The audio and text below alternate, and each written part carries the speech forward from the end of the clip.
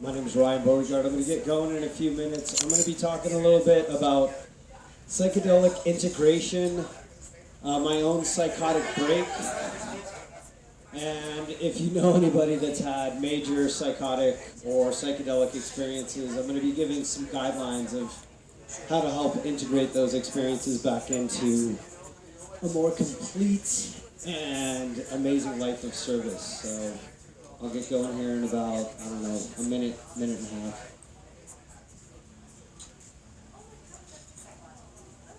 I know it's technically afternoon, but we're here at Beauregard, so morning and afternoon are pretty relative in this world.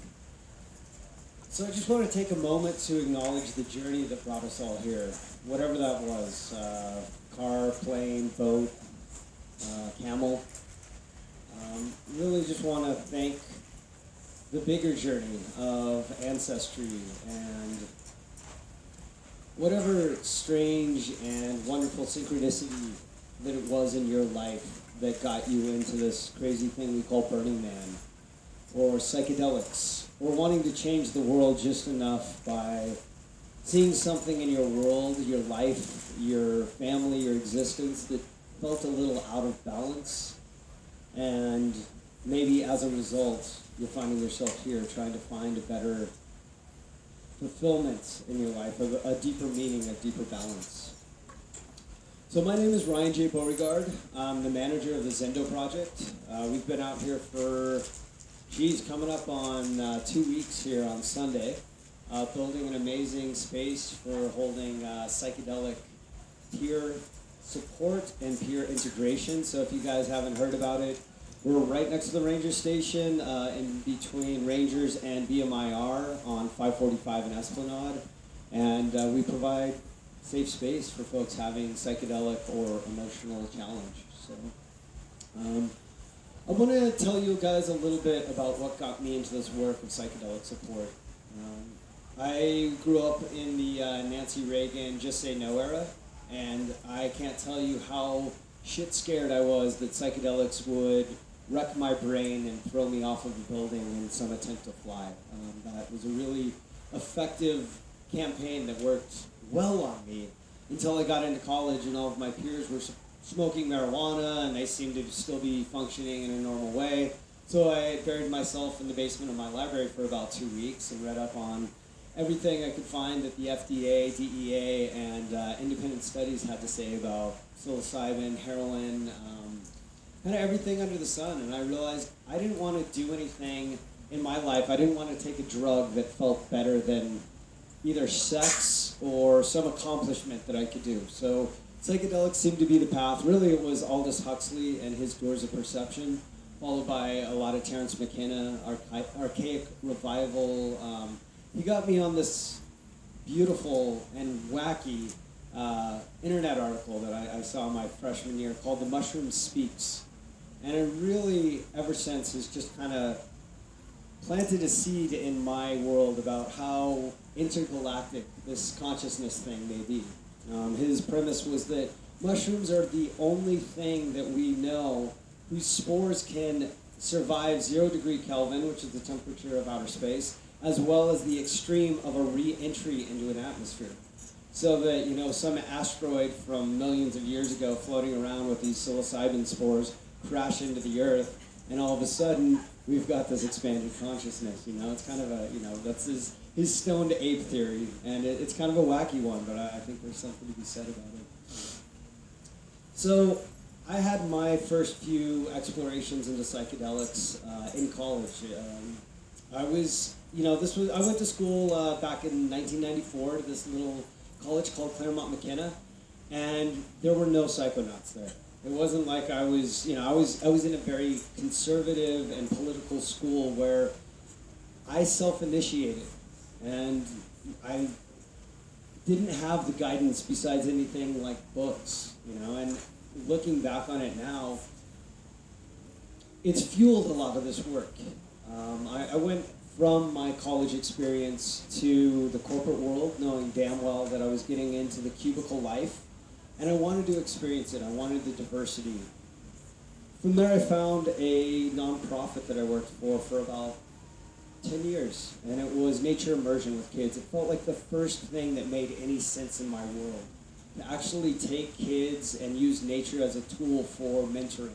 It's something that I didn't have a ton of, and it's not that I had bad parents or bad aunts and uncles, but I feel like in this world there is a programming that is so inherently subtle and subconscious that we get imprinted with as children going through school and in this society. And it's a big piece of what I want to talk about today is really shifting this programming, especially in this world of iRobot. Looking at what is our mental state and how do we use nature to actually reprogram and as I talk about it, program ourselves into a more connected and more meaningful world. So through all of this exploration, world of permaculture, I met this Lakota teacher, and I went and I did this crazy thing where I sat on the side of the mountain for 4 days and I didn't drink water and I didn't eat food. They call that a vision quest. And I was fascinated by this idea that I could actually change my relationship, not just to my community, but to the world, by going and offering up my body, my mind, in a traditional way. And without going too deep into that, because I have other things I want to get into, it was extremely psychedelic, it was extremely difficult, but it was mostly a reminder of this thing that had been lost in my world, that I was so excited about sharing with new generations. And the synchronicities that came after that were really powerful. I had a buddy that I'd known for years who was a drum maker who'd been going down to Peru for about a decade and studying with some shamans and doing ayahuasca down there. And in our brief conversation after my vision quest, he'd mentioned that he just got back. And I said, there's something I really want to get after around ayahuasca. And so for the next 10 years, sorry, let me back up, it's been 10 years. For the next 2 years, I did maybe a dozen ayahuasca ceremonies with these shamans that came up from Peru, and he invited me to go do a dieta. And for those of you that have heard of this dieta thing, it's 10 days down in the jungle, really basic food, kind of alone in isolation. And at the end of that, this admixture that we were doing with the ayahuasca called Chiricsananga, part of the nightshade family, it had such a speedy effect on me and such a psychedelic long-term effect that I didn't know I was getting into, that once the dieta was done and everybody was celebrating and starting to reintegrate back into their normal lives, we were getting ready to leave Peru and come back to the States, I lost my mind. I had a full wormhole inversion where my dreams were reality and my reality were dreams. I had the best way to explain it from our modern movie making culture is it was the best of the Matrix and the best of the Truman Show were my reality. And so for 2 months I was in this crazy place where all of the world around me was a simulation. And my only goal was to wake up from the simulation to achieve and reintegrate back into this world that had been created in this higher consciousness. And in that higher consciousness, it was a place of harmony amongst humans, amongst nature, in a way where we use technology and an advantage for all of life, to feed and improve the quality of all of life rather than to check out. And so after almost 3 months of having friends and family and community and strangers hold me in a safe container, I hit a wall where I realized the deeper I dove down the rabbit hole, I wasn't really getting the red pill, and I wasn't going through the door into the real world, that I was already there and I had lost my mind. And that realization was both one of the most embarrassing, shameful, and simultaneously kind of relieving places that this cosmic and galactic game that I thought I was on, this delusion of grandeur, that I was the Neo, that I was the new Christ consciousness here to save the world. It was nice to know that that wasn't really happening, because in those iterations, I destroyed the world countless times. I'd said the wrong thing or made the wrong move or mudra, and I destroyed the world. And it was like a very clear Men in Black kind of look into the little thing, pew, clicks, everybody forgets, and we reassemble the world, and I get to try, you know, character 2 and character 3 and all my different lives until I get it right. And I think on some level, you know, maybe that is the game that we're playing out, and in a more long-term kind of existence of our many incarnations here on life. There were 3 books that were really helpful for me in reintegrating that world, because it had been nothing that I had ever read about, heard about, or seen in any of the various experiences of psychedelia or just even science fiction. And so one of those books was called The Education of Oversoul 7. It was written by this woman, Jane Roberts. And Jane Roberts channeled this this entity named Seth. The big thing in the 70s, you know, she was doing a lot of ESP and things like that. This was, you know, kind of well, not even the heyday, but like the pioneering days of like channels and going through that. And I read a few of her books. She has a great book called Seth Speaks, and I just find it was hard for me to get through. It's heady. There's a lot going on. It's all over the place. But this Education of Oversoul 7, it spoke to me. It was about a soul having multiple incarnations throughout time, and the way that those incarnations stacked upon each other and affected both the past, the present, and the future in a way that took this idea of reincarnation in my own world of a very linear, you know, I've lived back in the, you know, days of Egypt and the pyramids, and then it was the medieval times, and now here I am, and it's just this very similar stack. And it reinforced this experience that I had during my psychotic break of spiral time and multi-dimensional existence, where the life and the conversations that I was having with the people who were my good friends on the Skieta were the same conversations that I was having with them in 1700s Santa Barbara when the missionaries were coming in, and in, you know, 2000 BC in Egypt, and all of these conversations with these different people in their different incarnations was a really hard thing for this brain and this body to comprehend, because no school, no education, no mythology had ever given that as even a possibility for me to understand what consciousness and much less multidimensional consciousness could be. Another great book that really helped me was The Time in the Technosphere by Jose Arguelles. Jose Arguelles was big into the Mayan calendar. He wrote a bunch of different books on time and natural time. And one of his big pieces is that we have taken this amazing cycle that we know as humans, whether we're talking seasons or gestation, and the Mayans had it down to this 1320 grid. You multiply 13 by 20, you get 260. That's the length of human gestation. You map that on, you know, the sun and the moon. They line up perfectly in this, I think it's 5,200 year kind of cycle of the solar system making its way up and down in this beautiful sine wave across the galactic center. And the way that he said it is, on one side of this galactic center, we find ourselves in the darkness. On the other, we find ourselves in the lights. You know, through this we go to chaos. Over here we go to order and harmony. And then the third book was this crazy novel by this guy, Vladimir Megre, called The Ringing Cedars of Russia.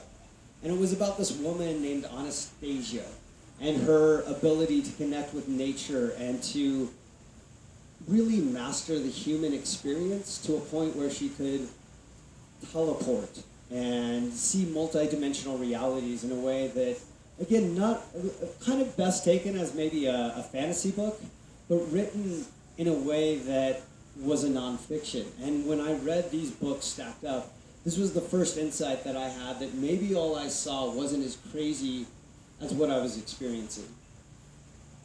Crazy, don't get me wrong, but that some other people had this similar sort of experience.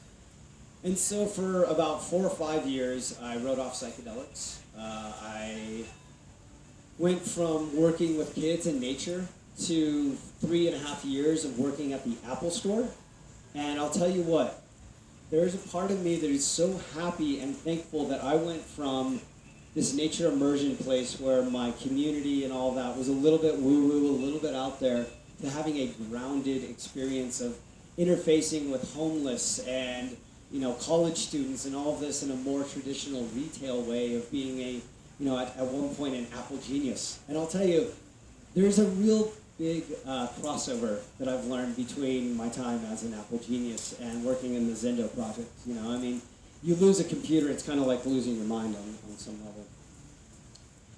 So what I really want to get to here is the deeper message that I had and that was given to me. And it was really about this global concept that we here as humans are asked to be on this planet to transform our grief and our garbage into growth and gardens. And for me, it was given as a vision of standing on a pyramid in the middle of this ayahuasca ceremony and looking down on this Mayan step pyramid I was on. And each of the steps, as I began to realize what I was really standing on, were the entombment of my ancestors. So the one at the very base was my oldest ancestors living with clay and metal and leather woven in through their tomb. And as it stacked, the last few, versions of my ancestors were just encased in the trash that had been a part of their life. And there was this deep grief, this deep upwelling of standing upon this pyramid and realizing that everything that had to happen to get me here was really just a giant pile of trash. That I was kind of standing on a landfill in my own way, and that was, it was full of grief. It was horrifying on some level to see that what it had taken to birth me in 1976 and provide me life for 30 some odd years was a lot of disposable products, a lot of things that were in contrast with nature and our harmony here as human beings on this planet. And as I started to sob in this ayahuasca ceremony, in my mind's eye, these tears became a waterfall that transformed everything I was standing on, from trash into this beautiful pyramid of food and gardens and this lattice work of all the trash coming together and weaving itself into the sacred geometry. And that was the core of what happened right before I lost my mind. I was like, oh, this is it. This is so simple. I can't wait to come back from Peru and really share this message in a big way. This is so clear that really we just have to slightly orient our programming around, like, I use a thing once, I throw it away, I have a phone, I use it for a year, now a new phone comes out, I throw that in the trash. And I was so fired up. I'm like, oh, this is going to be so great. I'm going to get back. Everybody's going to get this thing. It's such a simple message. And from there, I lost my shit. I went and this is a horrifying thing that I did to myself. I'd worked for 6 years at this point as a nature guide for kids. And one of the things that we teach is wild edibles. One thing that we avoid is wild fungus, because you can know what you're getting into with an edible, and you can look through the plant and know about its leaf structure and do like little tests, but you never know with fungus what the hell you're getting into. And the good chance is that it's going to kill you, because there's at least an equal amount of poisonous mushrooms to real mushrooms.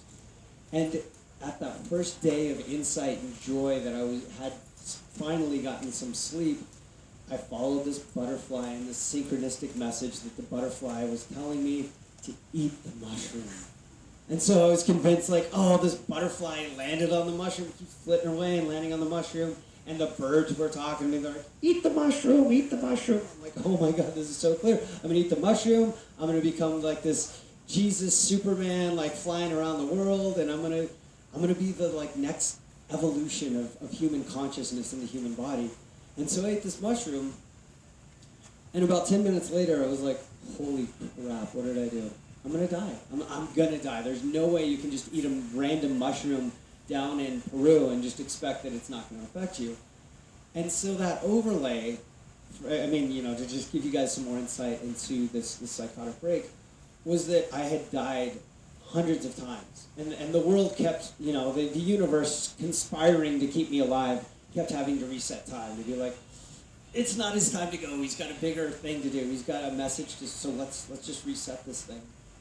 And there was something in seeing that spiral time and seeing that multidimensional bleed through and going back to this pyramid of the ancestral grief that I was standing on that really helped to inform this possibility of not only reincarnation and death being this game on some level, but the deeper message that we are here for, I would say, something bigger than the big party. And in this world of Burning Man, I've only been 4 or 5 times, and coming from the world of permaculture, I have such a strange love-hate with this environment, with the fact that we're setting up in one of the most, I don't want to say deadly, but an environment that is literally trying to kill us. It is so alkaline, it is pulling like the moisture out of us. It is encasing our lungs with silicon, and yet it's this wonderful blank canvas for creativity. And it's this amazing ingenuity challenge that we're given as human beings to be like, how can you survive out here for a week or 2 or 3? And how can you not only survive but have fun with it? How can you get out there and make the most of this sort of experience? So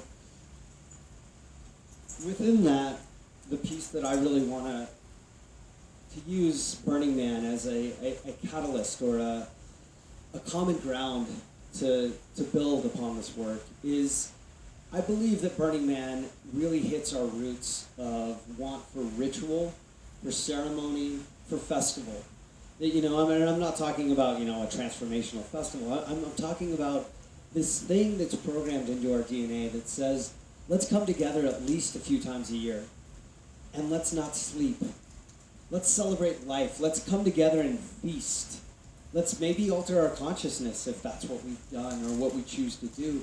But let's do this as community, and let's do this in a way where we learn more about ourselves. We let go of the parts of ourselves that no longer serve us, and we start to serve one another.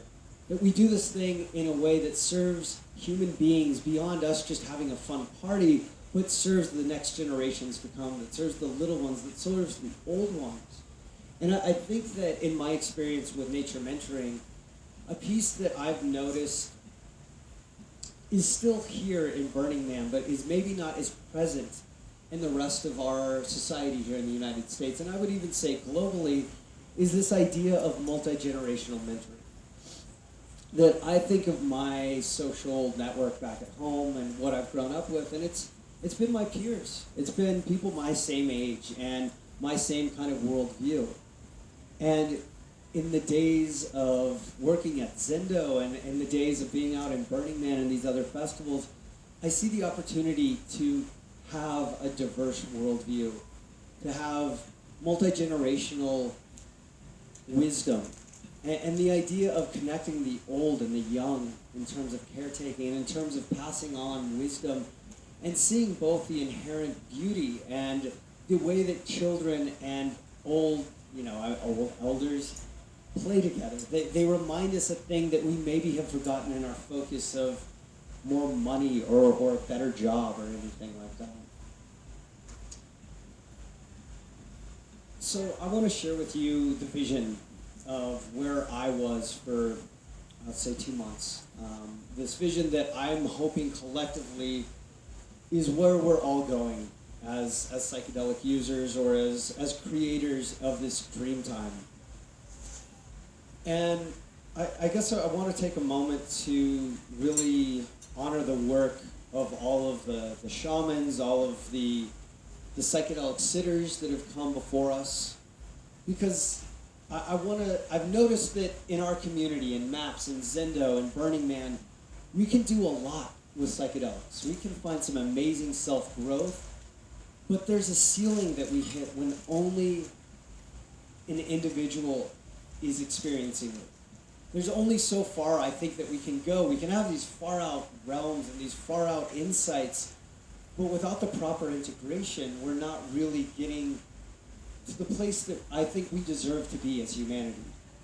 And so I'm reminding us as a community of how do we play this game in a better way? how do we integrate these pieces and these components of what we see in the psychedelic realm that's not always so pretty? Because in my experience, it's not just about having a blown out I am God experience, but oh my gosh, I'm the devil as well. Like I did some bad things in my life, or there's some bad things in my past, or there's a way that I show up that really needs examination. And I've noticed I can't do that on my own. I can go and I can do my men's work, and I can have men kind of reflect back to me how I'm showing up around my accountability or my integrity, but I need that deeper remembering and that deeper reflection from community. And the thing that I've seen in the last year, when I get a reflection from my partner, I get triggered. It's really hard for me to get a negative reflection about how I'm showing up and just be like, okay, great, I'm going to work on that. That you're so right. I need to grow. But if I get in a circle and I get this reflection from this side and this side and this side, where they all cross, there's truth there. You know, it's everybody's perspective, but if we can do more of that circling, more of that reflection of both our gold as well as our shadow, I think we have the opportunity not only to grow ourselves, but to hold each other accountable in a way that is providing a better future for what we're really here to do. And, you know, I read this book a little bit ago by this woman, Dolores Cannon.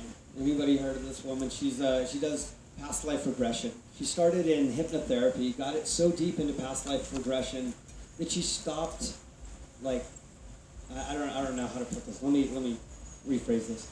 She did kind of a hypnosis with folks, and the people kept going so far back in their lives that they stopped being in the body that they were in, and then started being in this like kind of galactic consciousness of this amazing like group of folks that were here to come and change what's happening here on this planet. And the way that she puts this, I really like this, because sometimes I can look around this world and be like, what's going on? Are we doing good? Because I sometimes look around and I can see my community, I can see what's happening at Burning Man, and I get excited, but I look beyond that and I see some of the awful atrocities that are happening, and I feel like we're not going to make it. You know, it doesn't feel so awesome and positive out there all the time. But this woman, this Dolores Cannon, and I think the book was called The Three Waves of Volunteers, is talking about us as these intergalactic entities that are looking at what's happening on planet Earth, say 30 years ago, 40, 50, 60, and there's an alarm that goes off that says, we're in a time of emergency. Who's willing to go down there and play the game bigger than we've ever played it before in any of our different levels of interdimensional travel and repair? And we all raised our hand. Everybody sitting on this planet right now raised their hand and was like, send me. I want to go. And we came down and we're like, holy shit, this is hard. This isn't what I signed up for. And yet, it is. And we're doing that by reconnecting with each other. I believe, first off, in this place of Burning Man, in the world of psychedelics, because it's the common denominator for a lot of us to say, what's going on out there doesn't quite seem right. It seems like my body is telling me that there's something in the way that we've programmed how we interact with each other, or how we interact with the natural world that's a little bit off. And we come here because I think we're desiring something different. There's an author by the name of Martin Prechtel, and I'm very admirous of the way that he talks about our potential as human beings. And that he makes this reference of how we can offer our lives and offer our voices and our prayers and our hands to make beautiful things to give back. The way he talks about it is that we're one wing of a butterfly. And when we pass, when we die in this world, we become the other wing.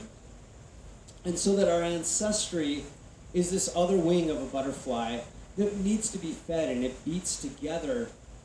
But if we're not feeding this thing, it needs to be balanced. And if we're not offering our lives, our gratitude, our prayers, our creativity, that other side's got to take. It's got to be balanced. And so we sacrifice. We unknowingly and unwillingly sacrifice our lives. And the way that he puts it is, right now the wars that are happening, whether it's terrorism or any of these other things, we are literally giving blood sacrifices right now because as a society, we're not taking the time to offer. We're not saying thank you for this food. We're not giving back to the tree from which the apple fell. And we're certainly not asking for permission. When we go into these mines and take these rare earth minerals, we're not doing it with any sort of regard that that thing maybe didn't want to be taken in the first place. So if we step back and we look at these, amazing feats of technology, these little tiny robots that we've created that have created so much ease in our lives, the next question is, how are these really serving? And where can we shift as a culture to make technology appropriate again? Because, back to Jose Arguelles and Time and the Technosphere, what Jose Arguelles is saying is we have for a long time sacrificed our biosphere to create a technosphere. We have destroyed the things that we need as humanity, clean water, clean food, clean air, to just see what technology could be. And I think we've hit this peak where now we can spin around and look at it and be like, well, that's cool. It's neat that we made all this stuff. It's weird that we have created these plastic and metal fidget toys because we don't know what to do with our own hands. I mean, there's so many beautiful things we can do with our hands, right? And this is what I took a lot from with the wilderness work I did with kids. You can make clay, you can take clay and you can make pottery, you can make fiber, and you can make rope with it. I mean, there's so much that our hands are meant to do. Of course they want to fidget, but they want to fidget in a beautiful way that creates something worthwhile for this planet to have. So then to zoom out and look at what are we doing with our technology? How do we, as a consumer base, request and maybe even demand, how do we organize to create a request from this disposable industry to a place of universal open source, where everything can be modular, where everything can be repairable, that the TV or the computer or the car that we get tomorrow can be passed on to our great-grandchildren. And the reality is we have those minds. I mean, you look at what's going on right now with kids 3D printing prosthetic limbs for one another, or people working out of their backyard garage to make these beautiful things for one another. These possibilities exist. And it's really not a matter of us waiting for the top down. That's what I've seen. And I think Trump really does a good job in reminding us that if we, most of our life, have been looking up to the king and being like, oh, Obama, you're this amazing guy and you're making all this change. Heck yeah, Brad, great leadership, wonderful inspiration. But the king sitting in that seat, I mean, as he is, whether we call this, democracy with our president or look back to the old school of kings and emperors, those guys really aren't aware of what's going on down here on the ground. And the more that we can make these changes as our grassroots community, the more that we can organize a village and a town of 70,000 people to have the abundance of ice cream in the middle of the day, and water and food and grilled cheese coming out of people's kitchens all the time, night and day, as we walk around. I get excited for what we can create with the right programming, with the right focus. And so it brings me back to the rites of passage. Rites of passage were such a big piece of what brought us up into the world when we were living in more of a tribal way. And in that regard, I want to just talk really quick about Dunbar's number. I do a lot of volunteer kind of management and interface. This year we have 300 volunteers at the Zendo. And Dunbar's number is saying it's 150. And his premise is we have the cognitive capacity to not only know 150 people, but know how those 150 people relate to all 150 other people in that web of our village. And once we get bigger than 150, we naturally do this 75 and 75 split, and we go set up a new village someplace else. So in these amazing, towns of Burning Man that we create, and these other festivals that are, 2,000, 3,000, 70,000 people, we don't really have the time and the intimacy to connect in the same way that we do when we have something that's under Dunbar's number.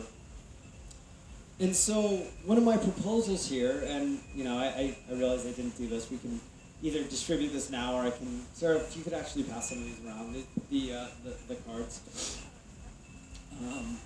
Some of this has this deeper piece of the four directions.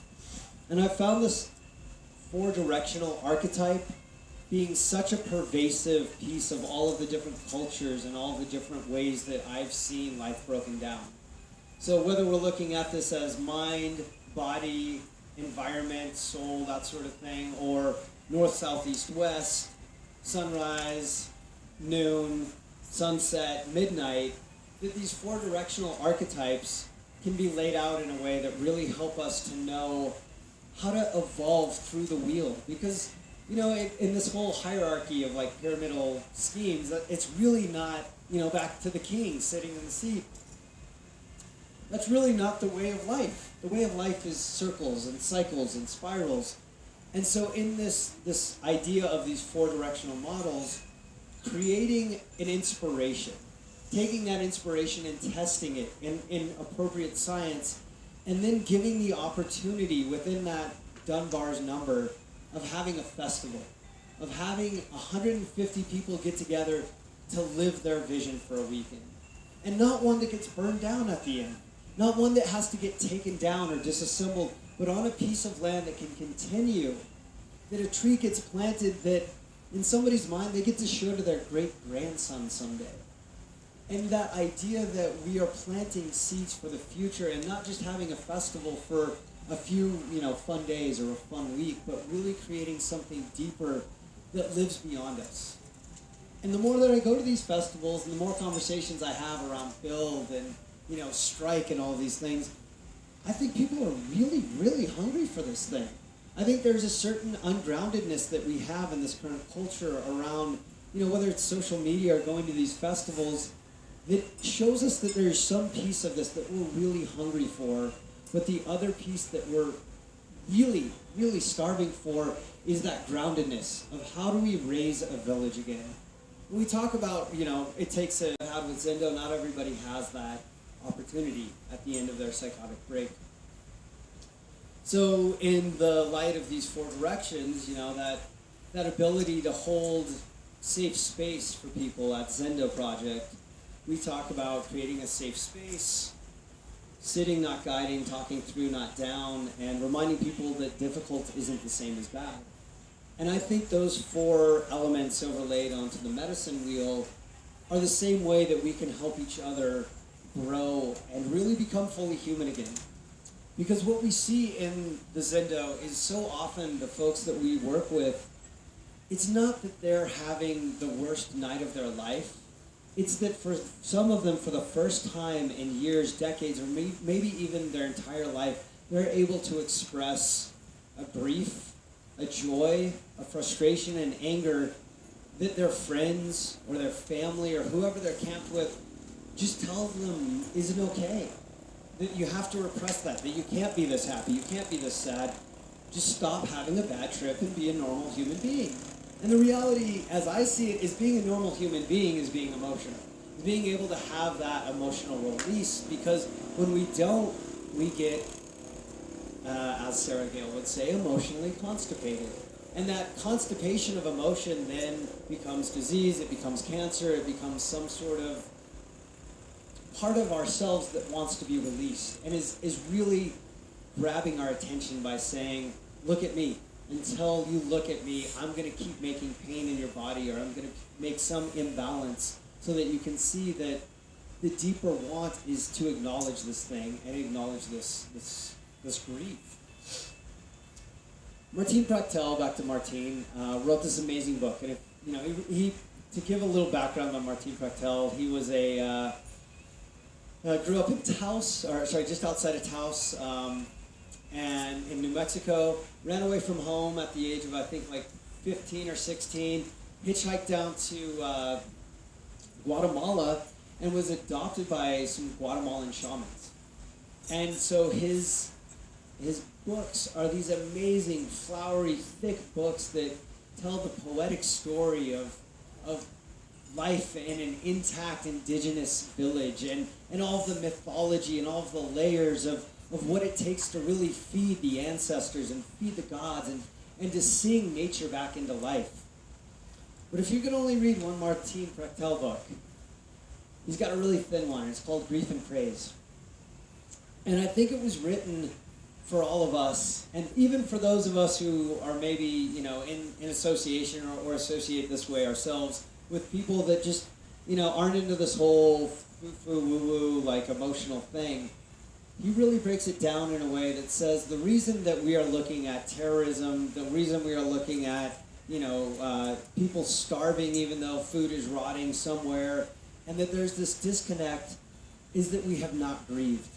We've not grieved our own lives. We've not grieved our ancestral lineage. We've not grieved what's going on in the world. And that if we could actually, as a planet, grieve, just take a day to grieve and to make repair with all of the things that are not so awesome, that we're not going to be stuck in a spiral of depression, but instead we're going to be awoken into a deep gratitude and an appreciation for the life around us.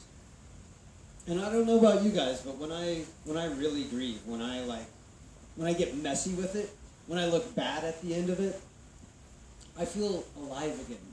I don't feel depressed. And I put it out. I put this thing around programming, and I mean this idea of programming a new way to be, because I fuck up. And I do men's work, and I've read the books, but I can't do it on my own. And I really need a bigger paradigm shift, not just in my community, but globally, of who's figured this out? Who's really got a good idea of how to help raise our kids? And I'm not talking about like school and education, but like what human values really matter in this world around vulnerability and integrity and living a life of purpose and fulfillment and meaning. And how do we start? And the only thing that I can see again and again that is truly effective is by embodying it, by living it, by being that model for the others around us, so they look at us and they're like, damn, you do that well. How did you get there? How are you such a happy or balanced individual in this world with all that goes on around you? How have you gotten to this point? And I think the more that I find those people in my life, the more that I see that they have not made themselves by reading books or isolating, but by being in community. And I want to put it out because I want it back in return, but I'm asking us as a collective to go back to our villages and to go back to our families and our friends and start asking for a higher caliber of how we're doing this game. Because taking psychedelics, it can be really fun. It can be really scary as well, but to be out here, it can be a blast. But then what? What are we doing with that when we get home? Are we taking those insights? Are we taking those moments of beauty and divinity and weaving them back into our lives, telling the story and asking the people that we love to say, you know what, this old part of myself that I saw on LSD or that I saw on MDMA or mushrooms, it doesn't serve me anymore. I want to step into this new way of being. Will you please hold me accountable? When I get off track, will you help to give me some course correction and let me know how I'm impacting you when I don't show up with all of my beauty and glory? It's a big journey, but I really think we're here to do it. I really think that we volunteered to come to make some big beauty. And the next step of how we do this in this psychedelic renaissance, I believe, is around creating little villages. You know, for those of us that either know the people or have the means, I think it's about buying out cul-de-sacs. I don't think it's about going to some pristine place in the middle of nature and like starting a farm on some untouched land. I think it's about starting to clean up our room and to clean up our backyard where we live. And so that we can come together around, you know, the city grid and start organizing around the values and the passions that really matter to us most. Whether that's family or music or creativity or activism, that we can start to self-organize in these beautiful little cul-de-sacs and suburban grids where we start renting together or purchasing together so that we now have these little beautiful islands that say, I'm taking this fence down because my neighbor on the other side is my friend, and I want to delineate my property line with not a cinder block wall, but a tree that grows fruit. So it brings us actually together rather than keeping us apart. And I think that's where we're headed. I really do. I think as humanity, we've tried this nuclear family, we've tried this isolationist thing, we've even tried social media, and I don't know, for me, that's made me a less social individual. I've not been as engaged and as present as a human since I got my iPhone. And I'd like to find a way where we can collectively migrate into a way where we feel more connected as humans. And I don't pretend to have that answer, but the idea around this four-directional model is a prototype that I've seen working really well, of taking an idea, putting some sweat and some work into developing that technology or that prototype, and then delivering it to the community and seeing what does the community think, what's the feedback, how can we improve that, and then getting back up into this overview place and doing this whole thing again, going through the seasons, going through the time of day, going through our lives, asking for the help from our elders, from the tiny little ones that are coming with big eyes and big laughter, and really finding a way that finds harmonic balance beyond what we think we just want, but find a way to improve the quality for all life on this planet. And for me, that's really what the psychedelic renaissance is about. I know we're going to do this all in our own way, but I want to encourage us that it's not just about finding divinity and getting so sci-fi that we blast off into a rocket to go colonize another planet. This is our spaceship. Let's make something beautiful happen on this spaceship. Let's fix the warp drive that's been a little bit out of touch, and the water filtration system and all the other things that really feed us and make us this amazing human being machine that we are here to be. So I'm going to leave you with this. When I was in the height of my psychotic break, I was told or shown or experienced the way that all of these plant medicines and psychedelics on this planet have these little abilities to tweak and to reorient and recalibrate our system. They were very elusive about the final kind of like, or not the final, but the correlation between which plant did what. But they're like, look, one of them out there is there to help you with telepathy. Another is there to help you with telekinesis and teleportation. Like, you as a human, it's not that your hardware is bad. Your hardware is amazing, but you've got shitty programming. You're running on like the first version of Windows that was ever created for this amazing set of hardware, and all you have to do is upgrade your software. You got to get the grief out. You got to let this emotional body be an amazing thing, and before you know it, you'll start to levitate. You'll start to transform what you thought was trash into these amazing alchemical pieces of gold to grow food and to make clean water again, and to take these problems that seem so unsolvable on this planet right now and to come together as a collective and really make something beautiful happen. So I'm going to give that back to you all, because I don't know what way we're all going to bring it and what little pieces that we are bringing to this puzzle, but I have faith that that's why we're here. I have faith that we are making big, beautiful strides internally and externally to transform all of that garbage out there, all of that grief, into beautiful growth and into amazing, abundant, healthy, organic gardens that feed not only this life, but the human beings to come. Thank you all so much. May your burn be unfucked.